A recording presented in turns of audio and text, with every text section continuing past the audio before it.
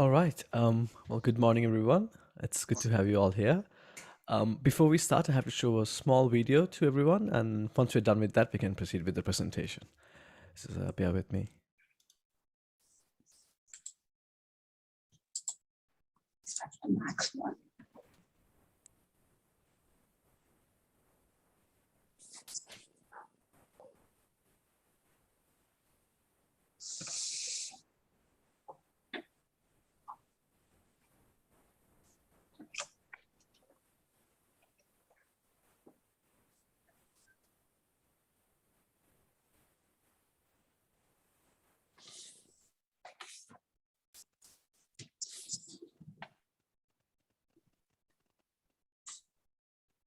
Thank you for attending this ConnecTogether event. During this event, we have automatic closed captioning available.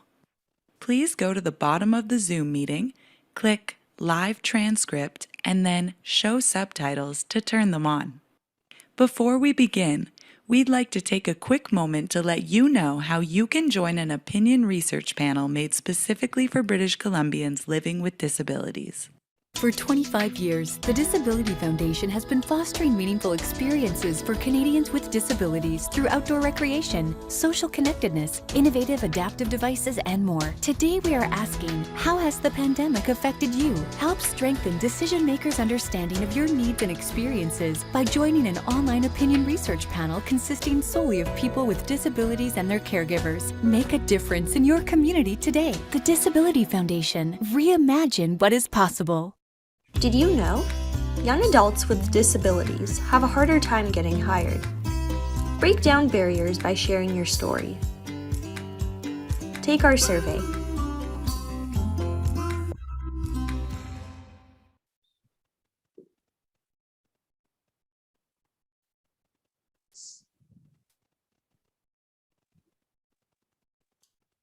All right, Ms. Tanya, you can carry on. Thank you. You want me to just set it up? Perfect. So does that mean SPARC BC is just going to start our presentation, or is there some kind of introduction of members first? No, you can start ahead. The time is Perfect. all yours. Yeah. Okay. Well, I'm Lorraine Copas with SPARC BC, and I'm here with Tanya as the manager of accessibility initiatives. And it's lovely to actually see some faces we know. Debbie, we've definitely had an opportunity to work with you, and it's great to see you, Mike, on your great work in Asoyos. And then we'll meet new friends and faces as well. Tanya helped prepare our presentation, I think largely on accessible parking, but as we set up our presentation, those who work with us in different capacities will know that a lot of our work focuses on working with local government, and that's on a whole range of accessibility related initiatives. So we often try to do accessibility audit work if the opportunity presents itself, although there are other great partners in the field who do that kind of work as well. We work with local accessibility committees on what it looks like for communities to work together around these issues, some of the demographic and social data to better understand your community, and just try to promote leading practices on how we can all come together to make our communities more truly accessible and truly inclusive. And this is where the Disability Foundation also plays an amazing role in this field in terms of bringing voices forward that aren't always heard and really speaking to the importance of this work. So it's an honor and a privilege to be here with you today. And my presentation, while it will focus on accessible parking, we'll try to leave a bit at the end of the presentation as well for Q&A if you have other questions about some of the work that Tanya's been doing. I also do think that I always call Tanya's mapping skills one of SPARC's beautiful secret weapons in this area, because a lot of the disability challenges or accessibility challenges in communities have a spatial component. And so we have been doing a lot of mapping. Again, it's a beautiful skill set that Tanya's brought to SPARC and really lets us try to talk to local government about what's important to us. That might be, where are the accessible parking spaces? It might be where the violations of accessible parking spaces are. It might be how to plan for the future and what the community looks like in terms of the needs and social demographics. So again, as you hear this presentation and as you put it out through your networks to others, know that that is a really important space that SPARC loves to contribute and loves to partner on. Okay, I'll jump into our presentation.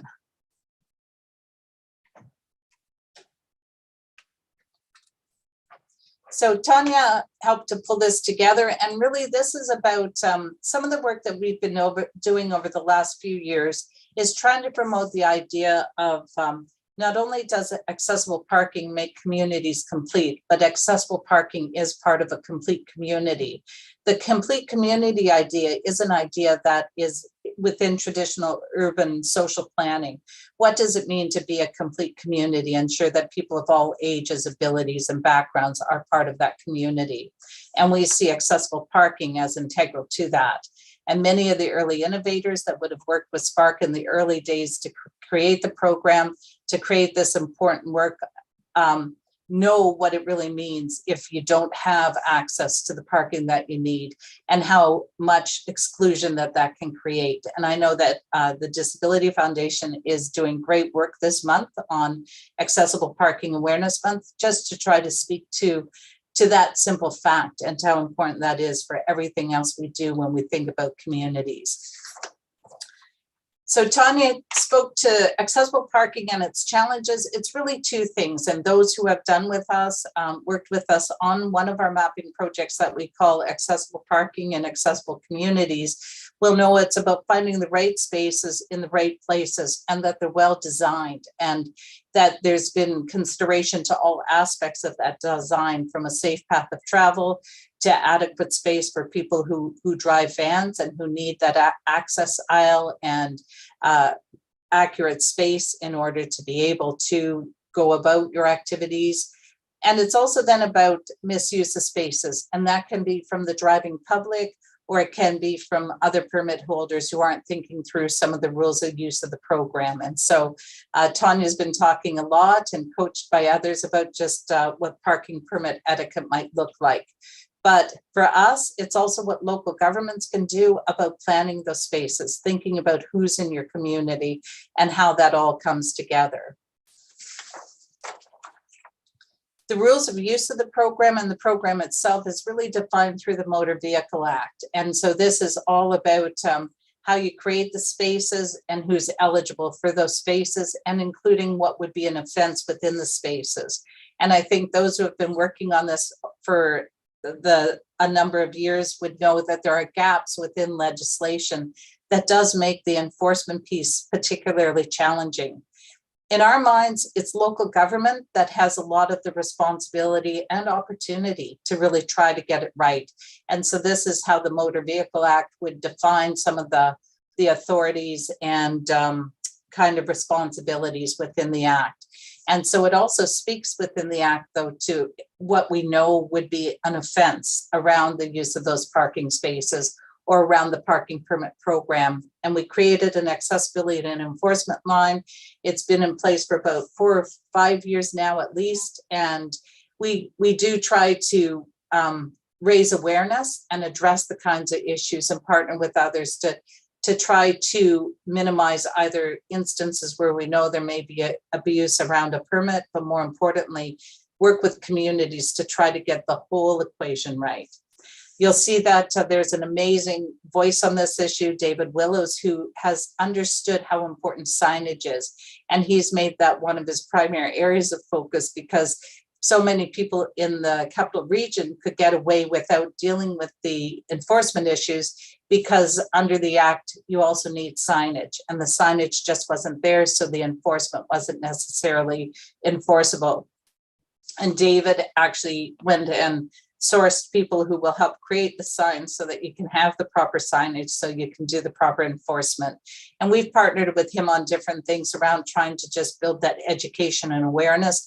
And we see this Accessible Parking Awareness Month and this partnership with the Disability Foundation as yet another avenue into what are, I know, hugely important conversations for so many people. In fact, over the course of a year, between those who renew their permits and those who are now applying for permits, SPARC BC will touch more than 50,000 people across the province.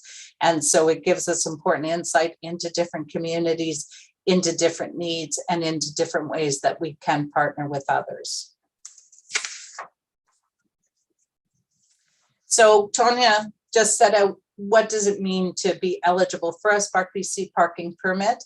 It would be still fully based on that referral from a doctor and someone with a valid MSP number. So a physiotherapist or occupational therapist could put forward that application as well.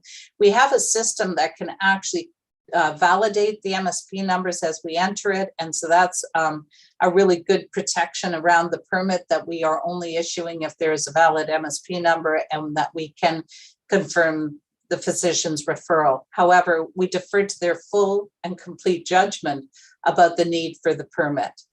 We have 3 criteria that the physician is aware of, and one would be that the applicant has a disability that affects their mobility and ability to walk specifically.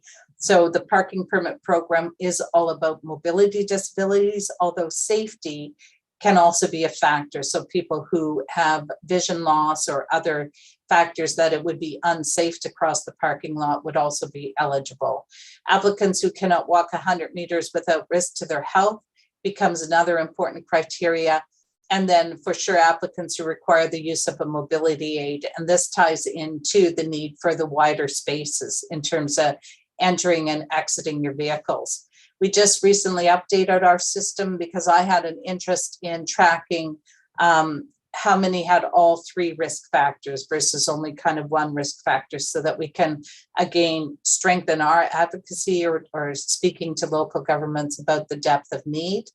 Others would actually do some thinking and work around what 100 meters actually looks like. And again, people with invisible disabilities will often speak to this as that it is a true concern to their health if they have to walk further than 100 meters, which is about 3 school bus lengths away. And yet often the parking might not be located as close to an entrance as that. And so again, all of these become really important considerations around the program and around how we best serve people who rely on this program. Tanya did a great job of actually putting together the enforcement line stats just more recently, and noted that a couple of years ago, I would say that we used to get about 1 call a day, but it could be on anything from different communities across BC, but that the number of calls has continued to increase. Some of that as we build our partnerships and build awareness, there's more awareness of the enforcement line. And but now we're getting double the number of calls, which even if you multiply over the course of the year, you'll see that's 600 or 700 different types of complaints. Where are the complaints coming from? So for sure, we know that there's misuse of permits at times. Most likely it's going to be a family member or someone who is using it and recognizes that they should not be using the permit. And we have certain letters or phone calls that we'll make around that when it's reported to us. But often I don't think that the permit holder is necessarily aware that this is happening. And often that phone call, gentle reminder can help to end that kind of misuse. You have the misuse of the accessible parking spaces, and stratas can be particularly problematic. But often even the stratas in newer condo buildings, the parking is completely separate from the strata. We were trying to get a partnership going with IMPark, and we soon learned that they're US based now. So you're getting further and further away from some of the things that you can do, but stratas often run into problems around the use and around how the spaces may be allocated. And then this third-party partnership makes it even more difficult. On these, though, we have been successful on the really challenging ones to engage the local government partner, which is responsible for enforcement, and with the BC Building Code being considered a bylaw of that local government to really help to try to sort things out. And we use our own evidence-based research where possible, or moral suasion, to try to help build increased understanding of just why there is the need to act. We would talk to people like David Willows, who again, has been a tremendous ally and partner in this work. And he would say it's his own belief, based on the work he's been doing, that there would need to be changes to the Strata Act to really deal with some of those types of issues. The misuse of accessible parking by business, again, partnerships with local chambers of commerce and local governments can help.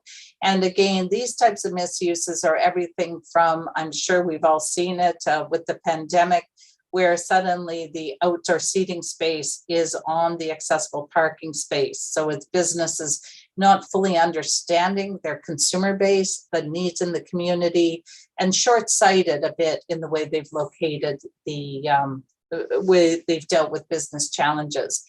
Tanya, I know, has created, as part of our Accessible Parking Awareness Month, some work around this to try to build understanding how both, even though people might be doing it accidentally or unintentionally, the consequences are significant. But as you see it played back, you really start to understand that for sure accessible parking was an afterthought, and that businesses weren't fully aware of the importance and the impact. Misuse of accessible parking by permit holders, and then that can often just be use of expired permits. And if that's the case, where someone's maybe they can't afford it, we have a hardship assistance program, so we try to encourage people to renew their permit.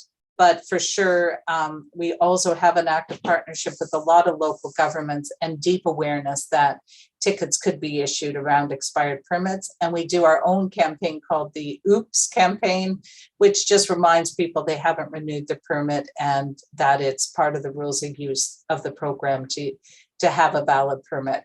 And then the driving public can be the other kind of area where you have certain enforcement challenges. So we'll zoom down to our next slide. I think Tanya wishes she could have lights and a siren, but we don't have that yet. But the types of misuse, then again, I kind of walked through these around permit holders, non-permit holders, businesses, and strata. And we would be doing active work in all of these areas over the course of the year and constantly trying to build that awareness and understanding. I think it's important to know, though, that the program itself has certain safeguards built into it. So, for example, with temporary permits, we change the colors very regularly in a partnership with other permit issuing agencies, so that suddenly we'll take certain temporary permits out of circulation because the color has changed and local bylaw is aware of that. We also have an enforcement app. We've been pioneering with local bylaw and enforcement officers as well in their community, and we hope to continue to build awareness and partnership around that. And in our mind, one of the biggest challenges is still the fines. We had an instance where someone in Richmond actually had created a counterfeit permit. And we were grateful for, I think, two things. One, our system was strong enough that we could identify the counterfeit permit fairly fast, in that we knew how the numbering should work, and the numbering would tell us that this was out of sequence and doesn't fit. So the program's been structured in a certain way. And the second thing was we received, within, I think, 24 hours of the permit going out for sale on certain websites, members of the public and local bylaw had also reached out to us. We reached out to the police on this one, and they actually did do work around identifying who had created the counterfeit permit and went to speak to them about the problems of this. They said that the individual would have lawyered up fairly quickly, but they feel reasonably assured that the individual would not be doing this again.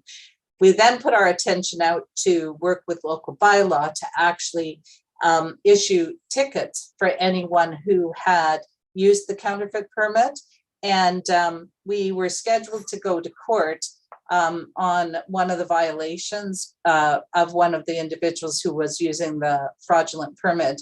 And then I received a call from the officer saying that the person paid the fine rather than going to court. The disappointing part of all of this is a fine for something like this was only $80. And so, of course, if we could have higher fines, it would also help to strengthen the kind of enforcement. And so I think the story tells me two things: that the partnerships are strong, that the commitment is there, but that there are parts of the system that we can also strengthen. That is to say, enforcement does need strengthening, but the fines could act as more of a deterrent. And also the revenue generated from those fines could actually be reinvested in accessibility improvements in community or advancing important work like what the Disability Foundation and others are doing. So this just details a bit more about the types of misuse that we would see, and that we could have another presentation at a future date on all of the different actions that we've taken to try to address these types of issues and build partnerships around it. But you'll see from basically expired permits or permit holders not reporting lost or stolen permits and they become misused, through to people using more spaces than they need, or thinking that the family member is just going to stay in the car, for example, things like that, where it's around the use of the space, but the permit holder has some awareness of the program, some awareness of their obligations, but they're for a range of reasons still acting kind of outside of the rules of that program. The other would be the non-permit holders, though. So again, this is actually one that we do feel there's a lot of room for real education. It will be things both around people parking too close, or people feeling that they'll only need the space for a few minutes and it's not being used. Not fully understanding just how important that space is, or now that some communities are putting in access aisles, we're getting pictures where people will park motorcycles in those spaces and see it as just a convenience for them, but not necessarily understanding that it's a necessity for others. The business owners, the background's a bit dark, but you can see that in this particular picture, this was even, I think, a local government who decided that this would be where they'd put the accessible washrooms. And so again, it says that they just don't have the accessibility picture right at all. Both they probably were asked to put in accessible washrooms, but you'll see then they took away the accessible parking spaces. And so this is a lot of what we do in working with local governments or others to just build understanding of inclusion. I think when you go shopping, and you might add to our stock of photos around, shopping carts will be on those spaces, warehouse items will be on those spaces. They'll be used as a loading zone, or as I described earlier, temporary patios or other uses. And again, we understand and try to speak to the importance of the reason the spaces are there and the need not only to protect the spaces that are there and respect them, but there is the need for so many more spaces than what we actually have. And I know that the Disability Foundation is quite an active group of informed individuals. So you would be one of the groups that understand just how far behind BC's building code was in terms of the number of spaces relative to actual need or demand and relative to many other jurisdictions. The strata issue, I think this again is one that is very irritating. And again, sometimes it isn't the strata, but it's the third-party parking, but where they will give the person in the penthouse the space closest to the door for a higher price, not recognizing the really important reasons why the spaces are located where they are and what the need to have a wider space. And so again, often what happens, and this was again a limitation of the BC building code, is that only takes you up to when the building's built. So the parking would look fine in terms of the building and the construction, but post-occupancy, the use has been changed and the intended need is not being served. And this was sometimes one of the arguments that the former government would have had around changing the building code, although I do think that there is a need, an important need to speak to what you want within any new building around accessible parking. But they would say that the code wasn't particularly getting it right, or it wasn't enforceable. we would have actually gone to get a legal opinion, and our legal opinion would say that the building code was a bylaw of local government, was considered to be a bylaw of local government, and therefore is enforceable. But again, it wasn't clear, and that I think is one of the opportunities now as we have new accessibility legislation to speak to and strengthen some of the gaps that we see. Tanya's messaging Together We Can, I think it's perfect. We've had the privilege of working with quite a number of groups, and in the last year or so, as Tanya's been doing her accessible parking and accessible communities and other work. And we just do believe in the value and importance of people and communities coming together to speak to those needs. And our goal is to bring our research and our understanding and our skills to do whatever we can to help make it better for people that we know through everything that we do.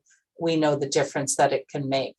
And so if I was gonna push for something, it would be that the signage is there, or that the fines are there, and that we're working together both on the education pieces and on the enforcement pieces.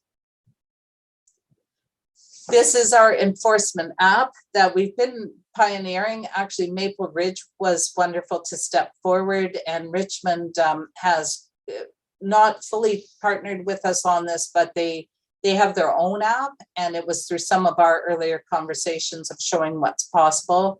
So this mobile friendly app would actually allow you to key in a permit number, and this one would tell you that the individual lives in Delta, is a male, should be 74 years old, and that the permit is expired. So you could definitely issue a ticket for this, but more importantly, the community piece might be also important. If you're not expecting to see a certain number or a certain community in your area, then that might be also useful for us to know in case it's lost or stolen. Definitely in the case of these counterfeit permits I was describing, when you keyed in the permit number, it would say it's not a valid permit, it's not issued.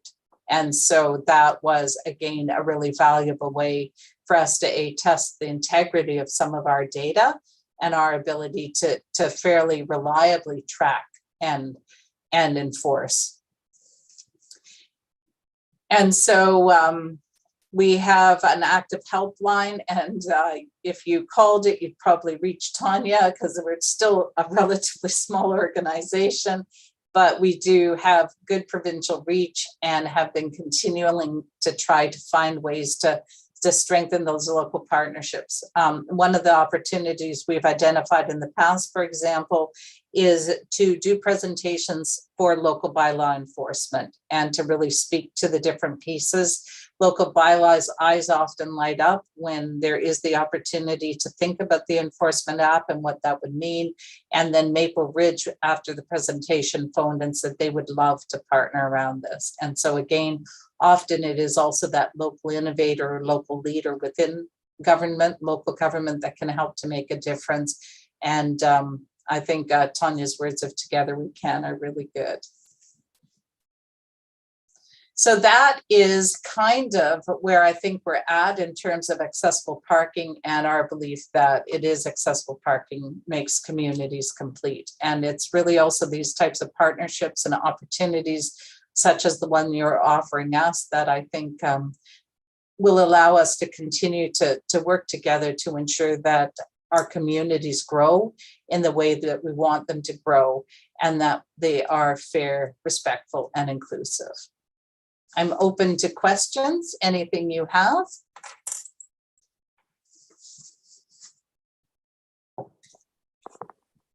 Hi, my name is Patrick Levy. Thank you for your presentation. I noticed there's a much emphasis put on the enforcement of fraudulent passes. And like you mentioned, you have a database and can look at serial numbers. I'm just putting my hat as a bandit. If I was to make a forged pass, I would just go up to another vehicle and look at the number on that vehicle and copy it. Then would my number be valid? Local bylaw can actually, we get a lot of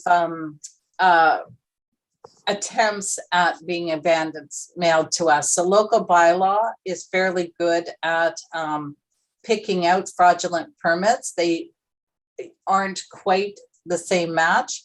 And I think eventually we'd also start to see that number showing up in too many places. So I think you'd have to be fairly sophisticated as a bandit to really pull it off, but people will try in small ways. I'm not sure how big of a problem it is right now, but I do realize that there are a lot of passes out there. So when I go to a store and I can't even find a disabled parking spot because there's so many people that have passes, and well, finally I have to park elsewhere and have difficulties opening my door. Is it because there's too many passes out there, or there aren't enough parking spots?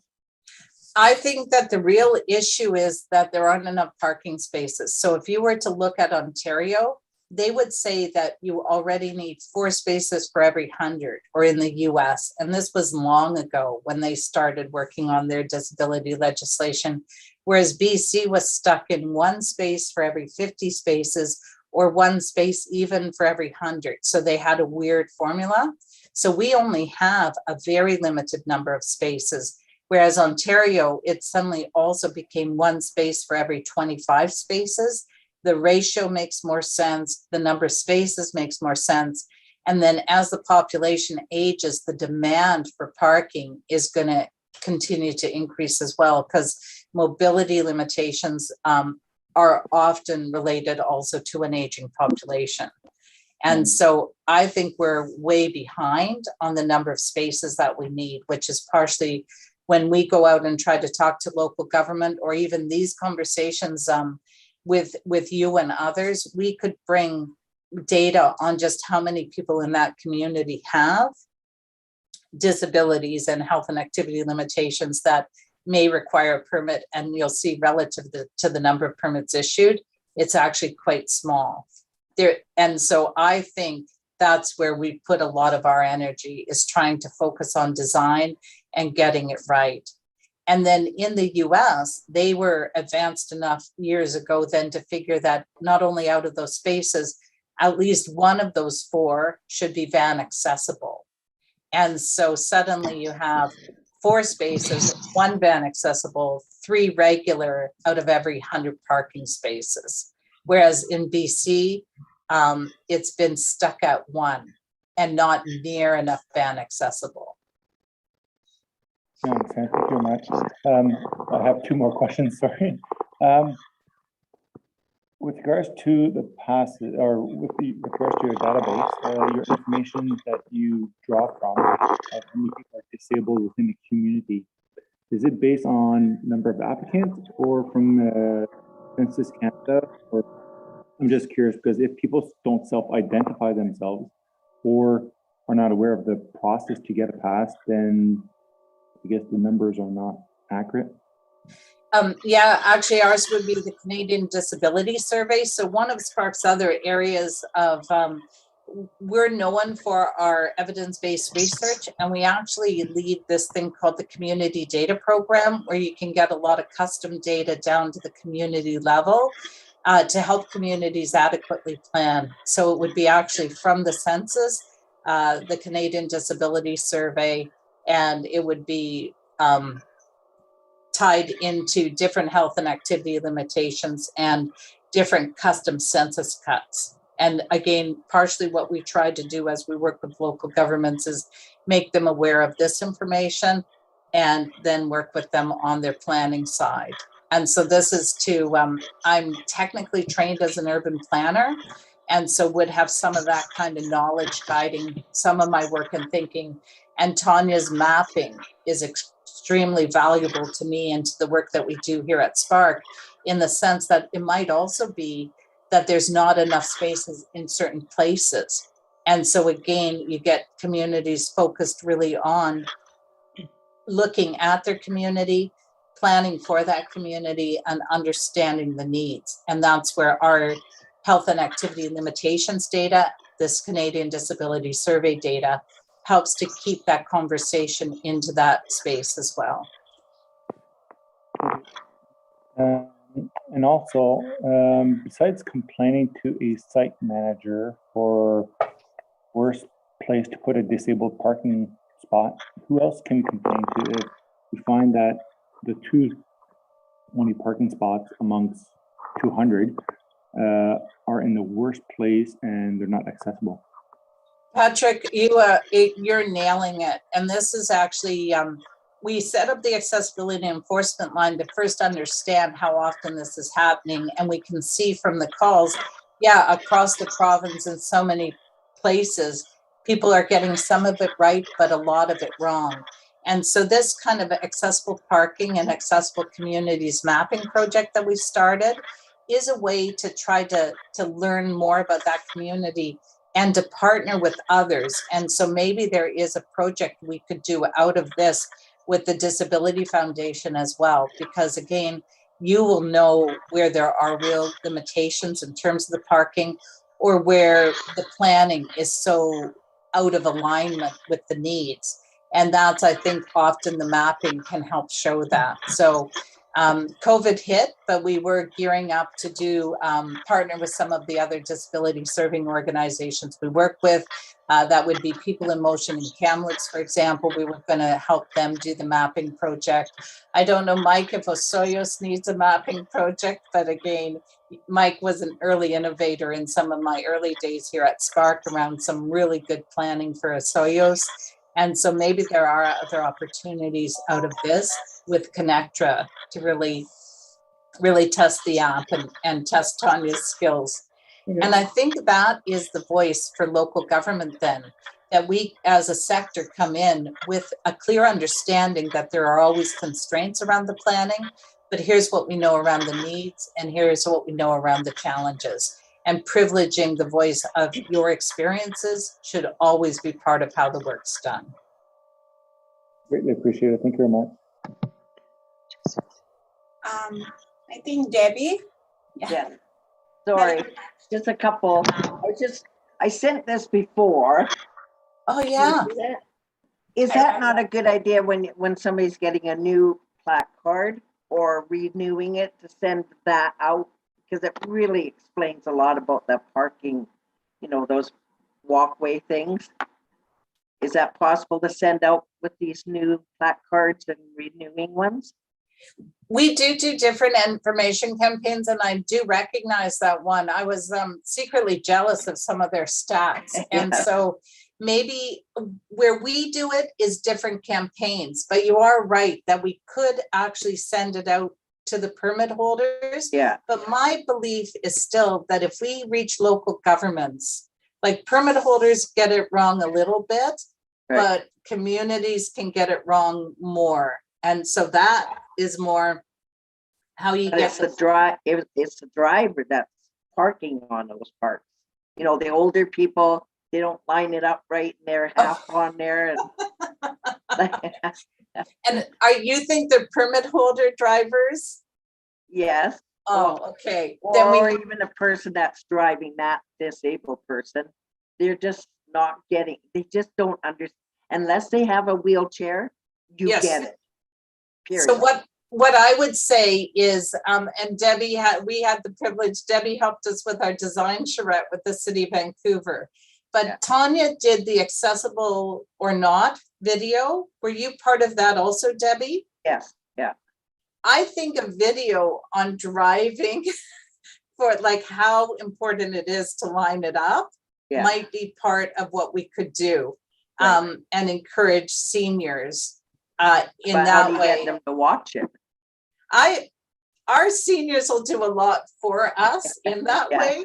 Yeah. I just I think there could be ways to do that maybe, but I'll think about how we do that. But I think a video and some awareness might help me communicate that to our drivers who just may not understand. And you mentioned an app. Like, is that out and available for us to download, or? We can look at a partnership around that. So for sure, we could explore, again, because it has some private information and we'd want, it's not private, but we certainly would want to know how we're how people who have it are using it. So Right. it was really for local governments, but I have had Oh. others who are very interested in if they Okay. could have access to that. And yet one more was, I already asked Tanya about this before, because, you know, we see parking spots where people pull in, park, wait for their kids to go get the Starbucks coffee, then runs back in, but they got the plaque card. But she mentioned that, yeah, I can't just report the license plate. It has to be the plaque card. Well, my husband was too slow to get the plaque card, and he was too scared while he was taking pictures that he got the license plate only. So is there any way of somehow that we send in a license plate? I guess that would be connected to ICBC, that you'd be able to send them a note, or I guess it's too deep. And that's the weird part. Like, again, if we have that local government partnership, Right. the bylaw officers can always check the license plates. And so it feels to me that the strongest space for us is still if we have local bylaw understanding, because then there's a way to move in that community in a different way. I have been actually pushing for it. So as I kind of look through what we could do together as a sector, I did once quiz a lawyer, Bullhauser and Tupper. They called us for something and we call them all the time. But they're pretty good because they work with a lot of local governments. And I asked them, could we ever have something like limited peace officer status around the permit? Not just SPARC, but the sector. And that would mean that we could issue tickets around violations on the permit. So they came back to us with a really thoughtful answer. And they said, so we would still have to secure this, but they said actually it would be like the SPCA. So when there's an animal rights violation, it's not the local bylaw that's called, it's the SPCA that's called. Right. So would there ever be a way around the permits that there is greater ability within the sector to issue tickets and to collect those fines? Yeah, because And in the so- States, they do that too, right? They've got Yeah. their own disabled people are trained, and then they can give out tickets as they're going along. That would be great. And so then that's where I think as Tanya continues to work with different groups, like the Disability Foundation, like the South of Fraser Active Living, like the other parking permit providers, that our voice is fairly unified, that's the right time to make that kind of ask, because at the same time, you'll want to increase the fines. What Bullhauser and Tupper would have told me at the time was the local government and the local bylaws will feel that's their area. At which point, I think in the same conversation, we ask either we could have limited peace officer status, or perhaps more people are employed within that local government by local bylaws. But irregardless, we all know that the fines should be higher and any revenue should be earmarked for accessibility improvements. Yeah, definitely up the fines. So those are the general thoughts. And again, absolute openness on the part of SPARC to work. But I still think it'll be community by community that will see the greatest success.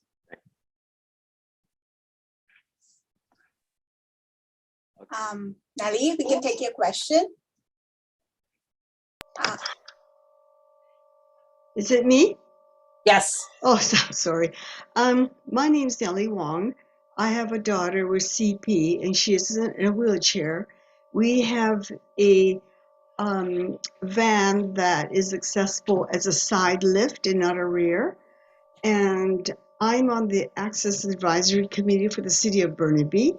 And I know that Burnaby has made the stalls wider to accommodate vans that have the side lift. And any new facility, and there are a lot that are going up in Burnaby, like swimming pools and ice rinks, and we're getting a whole new CG Brown replacement there. And so as far as our committee is concerned, we look at accessibility, and the person that's the chairperson on our committee is a planner for the city of Burnaby. And we have made a lot of improvements for accessibility, but I feel that there's still work to be done on the part of enforcing the people that are using those stalls and without a placard. I have a question. My daughter's aunt came into town from Hawaii, and she needed a parking permit. And she lives in Hawaii, but she failed to bring her permit with her. And how did she get just a temporary pass for Vancouver or the Lower Mainland? So people would definitely phone us, and we will help. I'll issue a temporary permit for them. So we would use the fact that they have been identified as a valid permit holder in their home country. The temporary permit would limit the time that that permit is valid. But there are also actually international agreements that she could technically use her permit from the States. The idea is that you don't want barriers that would limit people, but those who do call us will help them get a temporary permit. And then it often gives them not only the assurance that they're fine to do anything they want to do while they're visiting Canada, but they also have access to some of the other benefits of that permit. Like in Burnaby, I think with a permit, there are certain spaces you can park in that you wouldn't necessarily be able to park in. For sure, it's the city of Vancouver, things like that. So we would encourage people to get the permits, but we would also recognize that these existing agreements would say that our permits should be respected internationally and theirs should be respected here. And the great news is that ICBC does value the permit program and has named SPARC as the contact on the different international sites. So we're able to make those kinds of connections and then to help people get what they need. And is there a cost to access these permits? It would be the same for a temporary permit. There's a $26 processing fee. And again, if it was true hardship, we would waive that fee no matter what. Okay, thank you.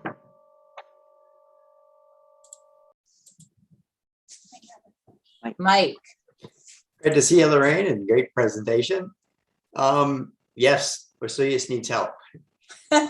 We've got one of the oldest communities in BC or in Canada, and the parking spots are very few, and I think 10% of the population has them. And we need van accessible placards or signs and enforcement as well. So yes, I would love to work with you guys to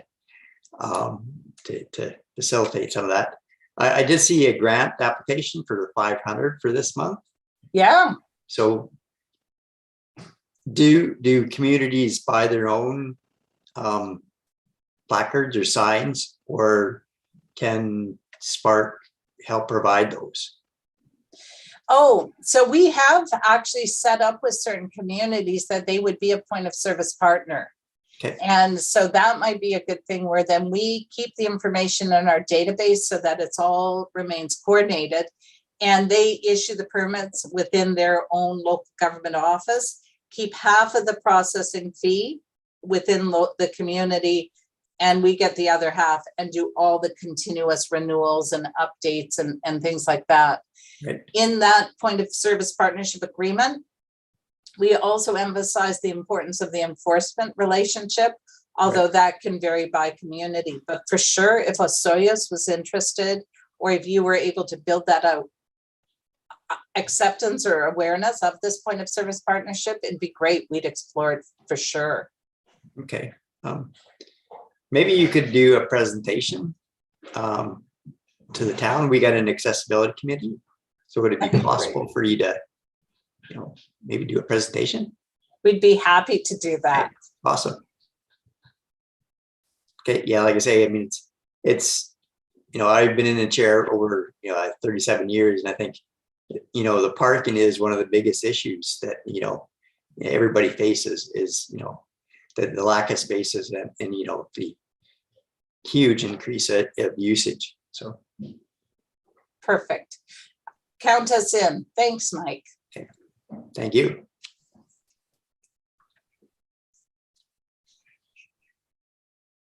Nellie.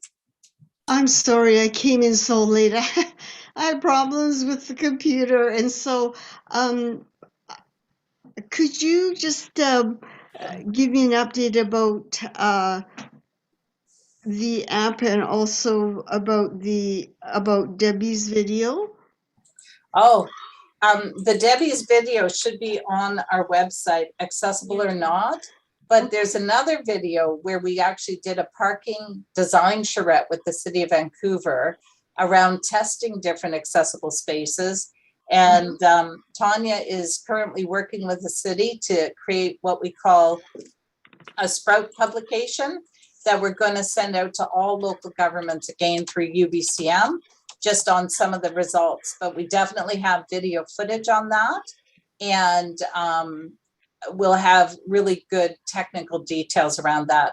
Accessible or Not was one of the first projects, though, that Tanya was able to do, which started to kind of speak to how we're just not getting that parking piece right, and how many different features and ways that we can accidentally create barriers. And so different partners in that video demonstrated just how a curb in the wrong place, or not considering the accurate dimensions, or blind spots have such huge and significant implications. And so it is on our website. We can definitely send you the link. Send Tanya an email Please. after this, and Yes, we please. definitely send the link. Okay. Yeah, I'm gonna leave my email in chat, and I can reach out to you with all the resources you mentioned. Okay, that's great. And then the enforcement app is, again, a tool that we like to pioneer with local governments, and it just gives you more reassurance that that 17-year-old youthful person running into Starbucks doesn't have an invisible disability, that if you were to key in that number, you would know immediately that this is someone who's likely using a family member's permit or a grandparent's permit. And the idea is that bylaw enforcement can issue that ticket and have confidence that that ticket is fully enforceable.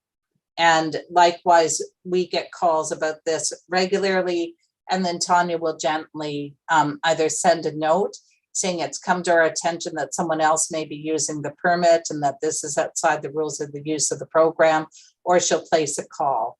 And again, we try to do it gently because our permit holders, if many are seniors, and they wouldn't realize this is necessarily happening. Can you up the, the monthly or the yearly, what it costs us to get our card, our plaque card? Can you up the price more? So different groups have talked about that. And because I believe disability and poverty are linked, and income are linked in certain ways, and we see this as an important social service. So I believe that the increase should be on the fines. And so that's if you are misusing the permit. So I would zoom the fines from $50 or $60 to $250. Yes, yeah. And in fact, we canvassed our permit holders, and I offered them a range, and our permit holders chose the middle kinder range. But in the States, it would be $450 or $500 for the same offense. I think you would still, like if somebody thought, oh, it's $200 to get a plaque card for the year, you're going to get a lot of people that just don't even go there because they just really don't need those SPARC or the card, but somebody that really needs it, they're going to be, you could say, please contact us for further information. Or I just think it needs to be upped a bit more to discourage the fake ones. Well, that's an interesting, again, as I put and Debbie, I'm going to look at my numbers thoughtfully again. But as I put the health and activity limitations data in any community against our permit holders, Right. you would see that it's a small proportion. And then I put the age overlay. And I think, my urban planning side says this is people acting reasonably and there's a need. But the tension is in not enough parking in the right places, and fines that aren't a high enough deterrent for those who may be abusing it. Yeah. And all of those things feel fixable in certain ways if we get local government partnerships stronger. And so I keep thinking and I went back and forth, but I always try to let the data guide me. But you think it might be this, especially from your day-to-day experience, because you'll go and there's not enough, and you'll see someone sprinting into Starbucks, and you'll think, oh, that program. Well, I go out way less now than I did, like say the last 10 years, I guess. I go way out less now because it just isn't, it's just the gates are open to a lot of people to use the plaque cards now. It's just, I find a lot of people in my position too, they say the same thing. We're just not going out as much because we can't just go up to the parking lot and sit there and wait and hope the person's going to come out in 5 minutes, right? Well, I think that's horrible because that is so far away from what the program was intended. Yeah. And let me think of, I think my own instinct is that you're facing the shortage of building the right parking in the right places all these years. That's right. Well, I found, I've been in the chair for 40 years now. So when we first started out, we were fighting against the able-bodied people stopping in there for 5 minutes, right? But they're only going to be there a short time. You had to wait till they came back out of the bank to get the parking spot. But it was really classed as somebody in a wheelchair, some kind of medical aid, and you knew that they needed that spot. Whereas now, what we see, I'm sure Mike and others will agree with us, what we see that are parking in there and jumping out, running into the store, or you see them in the mall, they've outlasted me because I can't even do it anymore, right? It's just sad. It's just sad that it's gone this far now. Well, and maybe there's a way, this is when we started this accessible parking and accessible communities idea, it was also to identify hotspots, spots that if we could get it more right, it could make a difference to you. And so if you tell me, or Tanya, there's a specific mall or a specific store or a specific part of the community, I think there's a way to work to build awareness around that and work with people who know exactly what's needed. Because every Costco store is bad. I do, and Superstore then. Yeah. But there's a partnership. And then actually we have data that would also say how much money people with disabilities are contributing to the local economy. And it's in their interest to actually make the store accessible. But I think if they knew they were getting it wrong, they'd work to get it right. And so maybe there is a way to do an accessible parking and accessible communities partnership here. I leave that open to you. If you want, we'll definitely. Well, I have a Safeway down that I had to move to Port Coquitlam because our closer one closed down. And I've talked to the manager several times over the years because they have 2 parking spots right in front of the door. One's disabled, one's regular, but it's got the big walkway in between. Now make the other one disabled one, and then I could probably park either way, right? And they just say, oh yeah, we're going to do that later on. It's in our budget or whatever, but nothing ever happens. Now, do I tell you guys so that you can contact them? Yeah, and we would bring you with us because your voice and your experience is as important as maybe the planning work or the research that we can bring to this conversation. But we can, as an organization, also, strengthen your voice. But I would say that what you're saying, I would start by telling them how many others in their community are like you and have this need. Well, And they that said we- they've heard about it, like they've been asked before, and I said, well, why aren't you doing it? It's only one parking spot. It's sad. In fact, we'll follow up with you. Maybe there is something Yeah, we can because write. it's great for van parkers. Like you could get two vans in that one, and we'd both be able to get out at the same time. That's how good it is. Yep. And it's the little fixes like that we Right. can likely help with, although we can't guarantee they'll do what we No. ask either. But I think that, yeah, sometimes SPARC can lend our voice and move the conversation. Right. So for sure, tell others to call us, because we're happy to try that way. And then Sorry, hopefully the data. I have to cut you. We just have a minute, and Maureen has been waiting with a question for some Oh, okay, time. no problem. Yeah. Sorry. My comment is about charging more for those. I think that's the wrong way to go for the passes. For an example, I haven't driven myself since 2006, but I do get one every year so that if someone is driving me, then we have it. And that might not happen in a year, but I always renew because it might happen. Well, if it gets more expensive, I just won't even have one. And then if I don't have the ability, no matter what arises, to have access to a spot that's for people with disabilities. And cost would definitely be a factor. Thanks for providing that counterpoint, Maureen. And also, I know we're running out of time right now, but to everyone who joined the call today, this has been just wonderful starting this conversation. And for sure, consider it an open-ended invitation to keep the conversation going.